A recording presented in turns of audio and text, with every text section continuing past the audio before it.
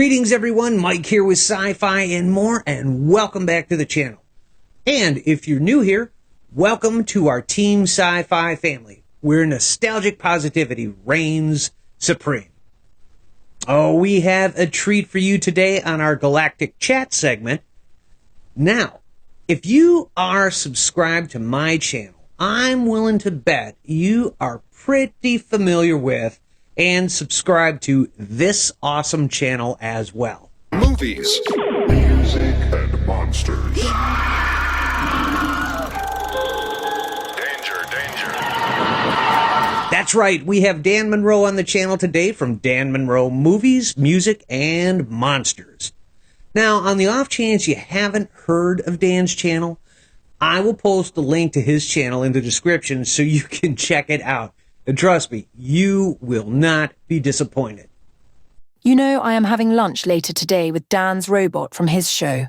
I want to get the dirt on why Dr. Smith started off as a villain in Lost in Space before becoming a comedic prop. Well, Dan already covered that topic in his video, Whatever Happened to Lost in Space Season 2 and 3. You know what? I'll just post a link to that video in the description as well so you can see it before you have lunch with the robot. Well, maybe the robot and I will just have lunch and talk about you behind your back. Now that seems like it makes more sense. All right, everyone, sit back and enjoy our Galactic Chat with Dan Monroe as Dan and I talk movies, music, and monsters.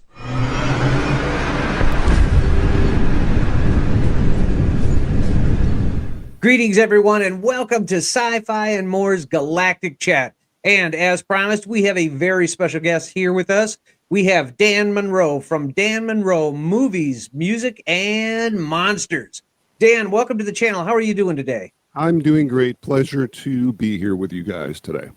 Awesome, awesome. Now, right out of the gate, I just got to say, wow, 146,000 subscribers in 15 months. I mean, you got to be feeling like you're on top of the world. It is. It's great. You know, I never really planned to do a YouTube channel at all, really, and it's just the kind of the way life goes. You know, I used to do a lot of music in my life, and then a couple of years ago, I lost one of my vocal cords, which doesn't allow me to sing anymore, but it does allow me to speak in a lower radio type voice, which people seem to like. And then a little over a year ago, just for fun, I put up a video on how I tinkered together my robot back here, and then I got a notification from YouTube the next day that said, hey, you're up to 800 subscribers overnight from 20. and if you can get to 1,000, you can monetize. I'm like, okay, wait, what the hell? What's monetize what? Right. So I looked into it and just slowly began progressing kind of towards where I am today, which looks significantly different than my extremely early videos. But, you know, everything's a learning process, and every single thing that I attribute the success to my channel for is the subscribers. Sure. Period. End of story. Absolutely. Yeah, a lot of people who, are quote-unquote successful on YouTube, to me, there's not enough credit given where credit is due. And I remind I don't like to call them fans, I remind my subscribers almost on a weekly basis that if it weren't for you guys, none of this would exist. And it's extremely important that they're happy. And things seem to be going good. Now, you and I walk a very similar path with that, because I do exactly the same thing. And it's the truth. Without our subscribers, what are we doing? Right? We are here because of them, and they're conveying their thoughts to us, how much they appreciate what we do, what they like. So yeah, absolutely. I mean, we are here for the fan. Now, I will tell you myself, with my channel, I'm a huge fan of nostalgic movies and TV shows. So what you put out really speaks to me. It really does, because it kind of hits every wicket of interest for me. So I just have to ask you, I know you mentioned you were in music, but what made you decide to settle on the types of videos that you have now? And how did you arrive at that? What was your process of arriving at this particular style? stumbling through accidentally. Like I said, my first video was on the robots, so I thought, oh, I see. I have a Lost in Space audience. Okay, so I ended up doing a couple more videos on specifically Lost in Space. And then I got to thinking, I don't really want to be a Lost in Space channel. I know there aren't many of them out there, but it could get a little boring after a while. So I thought, well, I'm going to branch out. I'm going to throw a little Planet of the Apes in there. And that went over really well. So I took about 2 weeks with a pad of paper and a pen, and I literally studied all the YouTube channels I could find that I liked and wrote down a list on each side of the paper. This side of the list is what I thought was good and what they were doing right. This side was stuff that I didn't really care for, and I kind of amalgamated that into what you see today. And then I thought, well, wait a minute. If I'm going to do this, the only way the subscribers are going to know I'm having fun is if I'm doing topics that I'm having fun with. Absolutely. And I have a wide variety of interests, Planet of the Apes, Star Wars, some early Disney stuff, a lot of music stuff. And I thought, I'm going to talk about the Omega Man from 1971. I don't care. I enjoy it. And then that slowly started leading into more TV stuff. And then what started happening, which is great, is I take the cues from the audience. They'll email me or they'll put something on the community page or in the comments about, hey, I'd really like to see your take on blank. And to me, one of the most important things is to not ever dismiss any topic by anybody, even if it's what society considers kind of a crappy movie. Like, I mean, right now I'm doing Kiss Meets the Phantom. I saw that. Cheesy, made for TV. Yeah, even the band Kiss hated it and still does. And but you know what? There might be 20 people out there that love that film. So why should they be ignored? So I'm gonna do it. No, that was a childhood favorite of mine.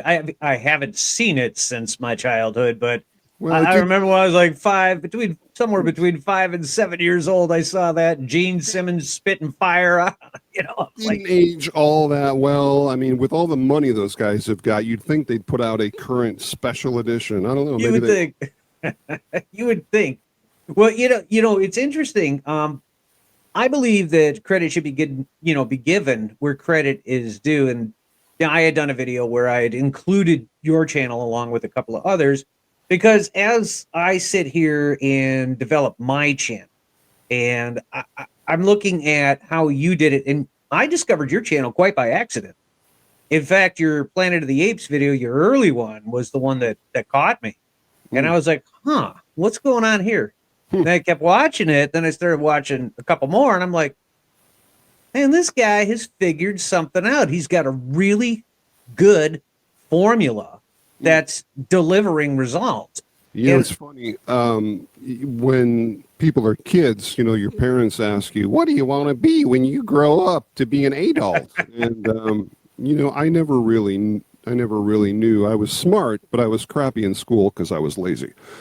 But anything creative I really did enjoy. And I think that I always really wanted to be secretly a late night talk show. I wanted to be the guy at the desk surrounded by cool stuff, talking about cool stuff. And ironically, that's sort of what I ended up being, 56 years later.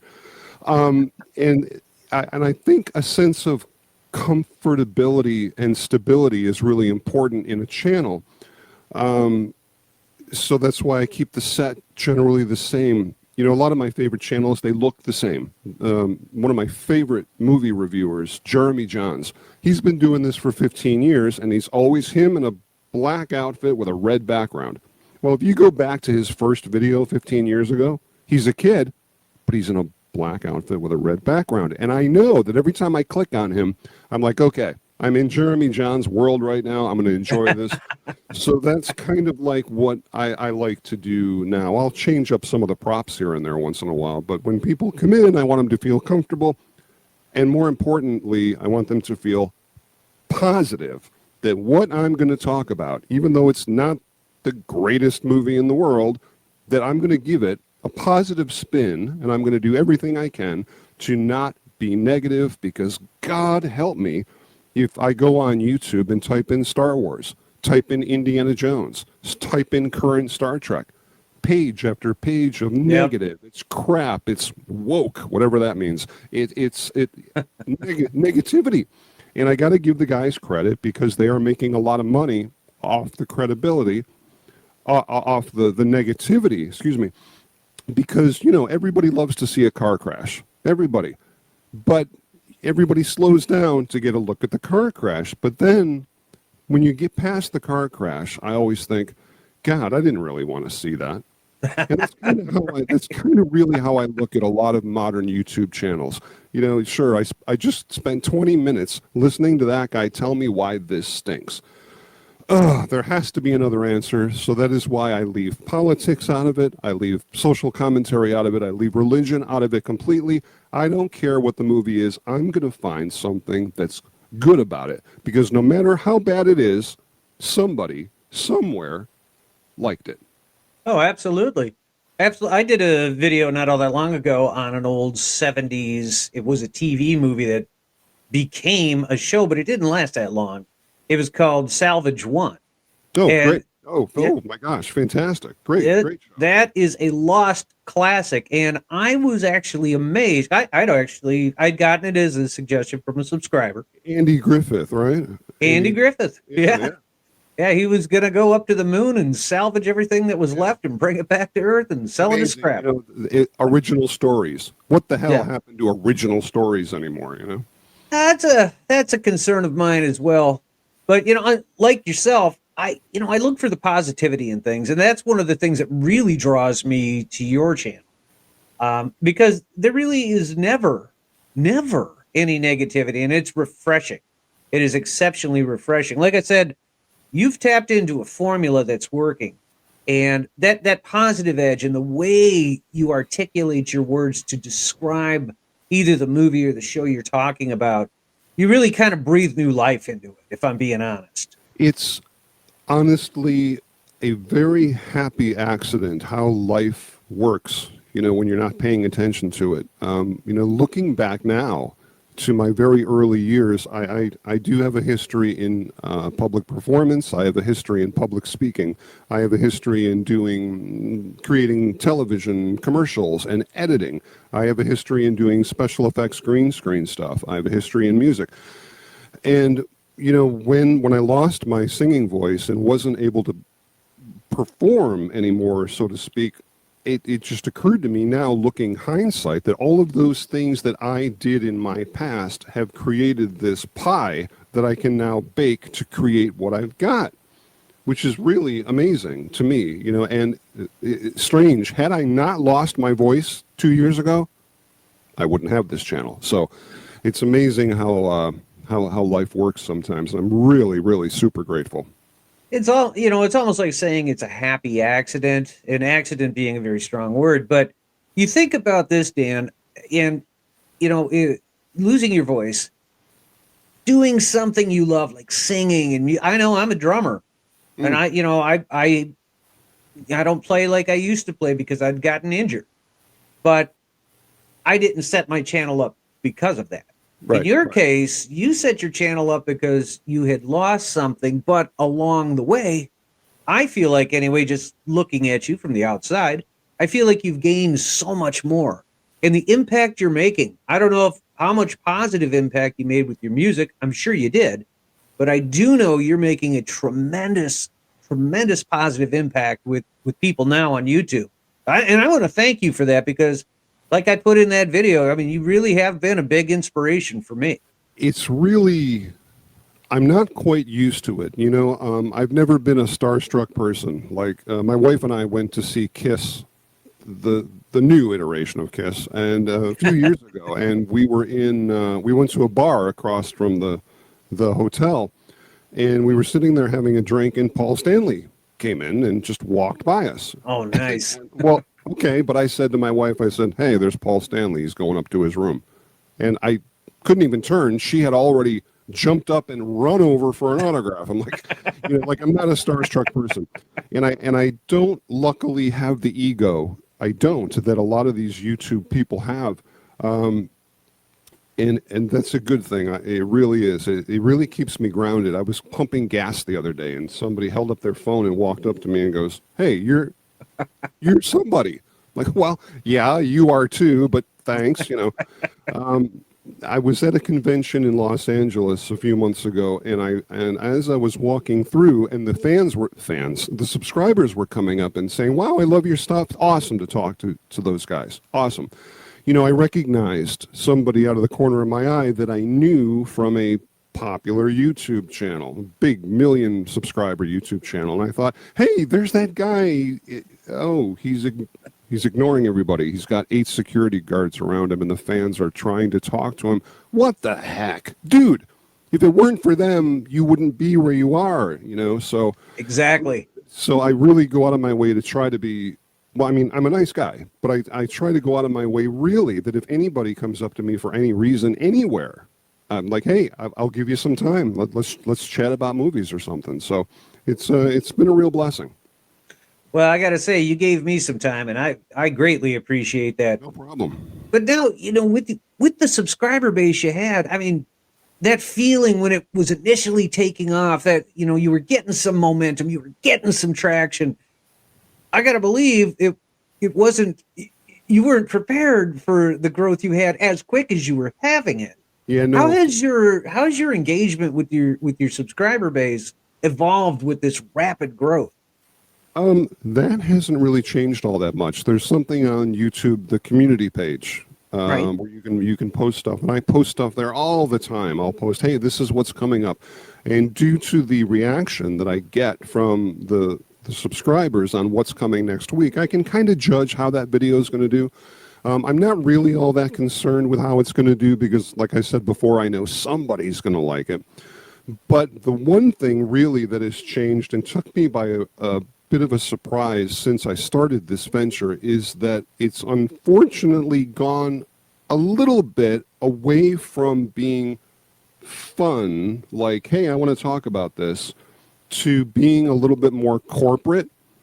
Well, it's a double-edged sword. Sure. I'm extremely grateful that the sponsors reach out to me and say, hey, we'll pay you X amount of dollars to talk about this for 60 seconds. However, the catch is I turn down more sponsors than I take because Sure. I don't believe in them. And my people know that if I'm talking about AG1 or extra wallets or Raycon headphones, I use them. I will not promote anything that I don't use on a daily basis. And, being honest like that is great because otherwise, you see a lot of channels where people are like, blah, blah, blah. Oh, time for a commercial. Blah, blah, blah, blah, blah. Sponsor. Okay. Oh, yeah, that makes me want to go buy the product. My point being that these days I'm a little more scheduled as to not so much when am I putting out a video that I want to put out, when am I putting out a video that has to meet the deadline of the sponsor. I got you. Double-edged sword. Yeah, but that's been the main thing. But, you learn to work with it. I learn something new every single show, that I produce. Something that I do to try to make it smoother, make it run faster, and more importantly, something that will hopefully make the subscribers happy. This is not my show. This is their show. Every Saturday at 4:00, this is their show. And you know what? They know it. Yeah, they absolutely do. I want to go back for a second. Just something you said that I really want to chime in on. Talking about the products and, if you don't use it, you're not promoting it, right? I'm going to tell you, I absolutely respect that. It doesn't cheapen you. You know what I mean? It doesn't make you a pitch man. All the more reason, I think, if I'm being honest, that your channel, that's a contributing, factor to your channel growth because people see you as honest. They see you as a believer in what you're doing. I hope so. I really do, because if you don't, I mean, I'm not 25 anymore, and I'm certainly a different person than I was when I was 25. God, thankful that this didn't happen when I was 25. I was touring, doing music, and I had an ego. And you know what? I'll admit it. I was a jerk. But you get older and you learn, you settle down, and you know, it's just really, really thankful for what I've got. It's fantastic. You know, Dan, you're meeting me at 55 years old, right? If you'd have met me at 25 years old, you Right. wouldn't have wanted to know me either. Yeah, exactly. So what about your vision for the future? How, with this growth going on and the popularity you're garnering, which I got to say, again, this has got to be some kind of record. And how cool is that your channel is taken off? Had to take that one from you. Yeah, it's crazy. You know, who would know? I was somewhere and I saw somebody with a "How cool is that T-shirt?" and I walked up to him and I laughed and I said, "That is awesome." Growth for the channel. You know what? It's a slippery slope, and I want to be really careful. I don't want to change too much. I want that familiarity for the people coming in to watch. Sure. I'm nowhere near running out of topics because I get emails every day saying, "Hey, do this, do this." I think I'm just going to try to maintain a course. You know, I'm not really going to change too much. You know, I've got the weekly Saturday afternoon show, and occasionally on Sundays I do this question and answer thing where people they send me tons of questions, and I thought, well, you know what? I'll do a question and answer thing, get the robot in on it. We'll do some banter back and forth. So that's a lot of fun. So I'm not a real big person in terms of change. I'm a creature of habit. And I think I found something that worked, and I'm going to try to stick with it as long as I can. You know what? As long as the other vocal cord holds out. You know, but even then, I'm going to find a way to make lemonade out of lemons. I'll write down what I'm saying and hold it up. I'll have the robot do the whole show. Oh, there you go. Well, you know, there's that old saying, if it ain't broken, don't fix it. Yeah, I agree. And, you know, your channel is not broken. It brings a lot of joy. And, you know, and for me, I'm one of your subscribers. I appreciate it. And I know it's brought myself and it's brought my subscribers, a good number of them. It just countless hours of entertainment because you do put a professional look to it. You do have a way, all the experience you talked about. And what I love the most, truly, is your set. Because your set is like its own character. And it's beautiful. Oh, boy. Well, spoiler alert. That's my set. Right there. It's a desk. That's the desk I sit at. That's my microphone. And oh, yeah. It's a green screen. But, you know, I have no qualms about it. On my set, the robot is real. Right. The Robbie, unfortunately, is not. That's actually the real Robbie from Forbidden Planet in 1956. It's a still image of the actual Robbie that I animated. A lot of the toys and stuff on the floor are mine, as you can see. I collect all this stuff. Sure. But again, you know, when I was doing the initial research back when I started this, I looked at a lot of channels, and 90% of the channels is just, you know, either a phone or a camera in a room, which is great. Absolutely nothing wrong with that, which I did as well. My first 15, 20 videos, I was just sitting at this desk with some lights. But my kind of personality is I'm always looking at what can I do to make it look bigger, more movie-like, that kind of thing. So, you know, I bought some new cameras. I shoot at 24 frames per second, which is what movies are filmed at.